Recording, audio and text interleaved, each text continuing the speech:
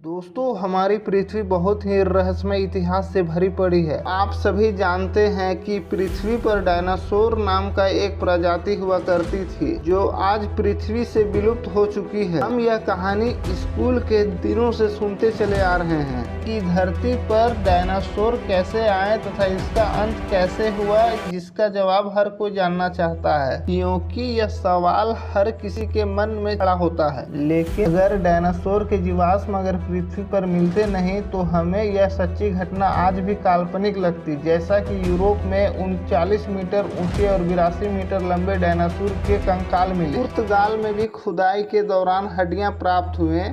ऐसे ही हजारों घटनाएं जो डायनासोर की उपस्थिति को दर्शाती है। तो इसका जवाब हमें आज से 25 करोड़ साल पहले जाकर मिलेगा।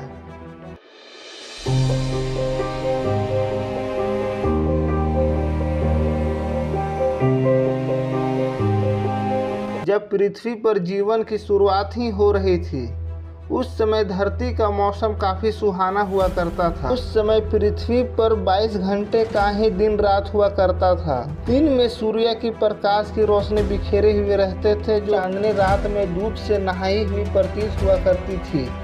इससे पृथ्वी का वातावरण काफी अनुकूल होने लगा, जिसके कारण जीवों का विकास काफी तेजी से हो रहा था। हम बात कर रहे हैं डायनासोर की। वैज्ञानिकों के शोध में यह ज्ञात हुआ कि डायनासोर 23 करोड़ साल पहले पृथ्वी पर थे। उस समय धरती के सारे महाद्वीप आपस में जुड़े हुए थे। डायनासोर दक्षिण ध्रुव के क्षेत्रों में पैदा हुए थे, लेकिन वे ठंड में रहना पसंद करते थे, जिसके कारण वे उत्तरी ध्रुव की ओर चले गए। उस समय धरती गर्मी और भाप से भरी हुई थी। उस समय कार्बन डाइऑक्साइड आज से 6 गुना था। इस कारण उत्तरी ध्रुवीय इलाकों की बर्फ गलने लगी और वहां पेड़ उग गए। धरती पर ज्वालामुखी विस्फोट होती चली गई, जिसके कारण पृथ्वी पर जमीन टूटने लगे, जिसके कारण धरती तथा समुद्र में रहने वाले जीव 75% इस ज्वालामुखी से मृत्यु को प्राप्त हो गए। जिसमें जो जीव धरती के अंदर रह सकते थे वे धरती के अंदर चले गए। हमारे लिए यह रहस्य के विषय है कि इतनी तबाही के बावजूद भी इतने सारे जीव जीवित कैसे रह गए। जो जीव इस तबाही में बच गए वो आगे जाकर डायनासोर के पूर्वज भी कहलाए। डायनासोर सीरीशिप वर्ग का ही एक सदस्य है, जो कि धरती के टूटने से पहले दक्षिण अमेरिका के जंगलों में पाया जाता था। सीरीशिप से ही बहुत सारे जीव उत्पन्न हुए थे, जिसमें से कुछ शाकाहारी तथा मांसाहारी डायनासोर था। यह जीव मगरमच्छ स्तनधारियों का शिकार करके खाता था।